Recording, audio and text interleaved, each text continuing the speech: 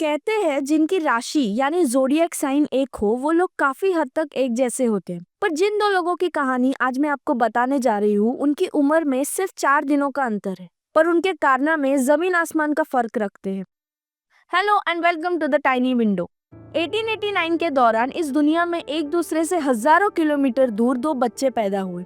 इनके नाम मैं वीडियो के आखिर में बताऊंगी, तब तक हम इन्हें B1 और B2 बुलाएंगे, तो वीडियो एंड तक जरूर देखना। शुरुआत B1 से करते हैं। B1 लंदन में पैदा हुआ। उसके माँ बाप पेशे से कलाकार थे, इसीलिए उसका बचपन किसी एक घर में नहीं बल्कि थिएटर के पर्दों के पीछे बीता। एक दिन जब उसकी माँ स्टेज पर गाना गा रही थी तो अचानक उनका गला खराब हो गया। ऐसा होने पर वहाँ बैठे लोगों ने चिल्लाना शुरू कर दिया। अपनी माँ को इस हालत में देखकर 5 साल का B1 स्टेज की तरफ चलने लगा और स्टेज पर पहुँचते ही उसने ऐसे करतब दिखाए कि लोग हंस हंस कर पागल हो गए। उसी समय B1 ने ठान लिया कि यही काम वो जिंदगी भर करना चाहता है, लोगों को हंसाना। पर जिंदगी इतनी आसान नहीं थी। 1896 तक आते आते हालात ऐसे हुए कि सिर्फ 7 साल की उम्र में B1 ने भूख सहना और ताने सुनना सीख लिया था। 1901 में उसके पिता को शराब की आदत लग गई, जिसके कारण उनकी मौत हुई। उस वक्त B1 सिर्फ 12 साल का था। कुछ महीनों बाद उसकी माँ का दिमागी संतुलन भी बिगड़ने लगा, जिसकी वजह से उन्हें मेंटल असाइलम भेज दिया गया और B1 और उसके भाई को ऑर्फनेज भेजा गया। पर B1 ने हार नहीं मानी।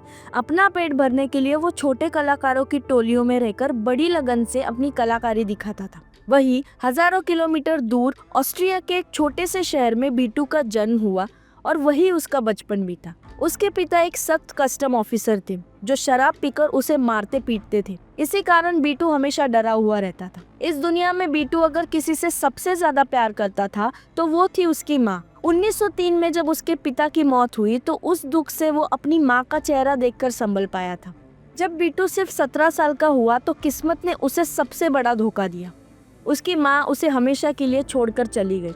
इस चोट ने B2 को पूरी तरह से तोड़ दिया। अब वो इस दुनिया में बिल्कुल अकेला था, इसीलिए उसे ऑर्फनेज भेजा गया। वहाँ रहकर उसने अपना गम भुलाने के लिए अपने बचपन के सपने का सहारा लिया।